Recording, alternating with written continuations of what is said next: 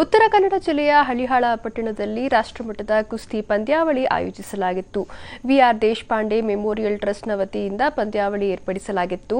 ಹರಿಯಾಣ, ಮಹಾರಾಷ್ಟ್ರ, ಪಂಜಾಬ್, ರಾಜಸ್ಥಾನ ಹಾಗೂ ಉತ್ತರ ಪ್ರದೇಶ ಸೇರಿದಂತೆ ವಿವಿಧ ರಾಜ್ಯಗಳಿಂದ 450ಕ್ಕೂ ಹೆಚ್ಚು ಕ್ರೀಡಾಪಟುಗಳು ಸ್ಪರ್ಧೆಯಲ್ಲಿ ಪಾಲ್ಗೊಂಡಿದ್ದರು.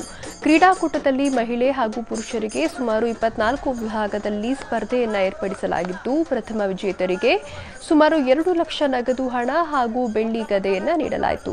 ಇದೇ ವೇಳೆ ಸಚಿವ ಆರ್.ವಿ. ದೇಶಪಾಂಡೆ ಕುಸ್ತಿ ನಡೆಯೋ ಸ್ಥಳಕ್ಕೆ ಆಗಮಿಸಿ ಡ್ಯಾನ್ಸ್ ಮಾಡೋ ಮೂಲಕ ಸ್ಪರ್ಧಾಳುಗಳಿಗೆ ಹುರಿದುಂಬಿಸಿದರು.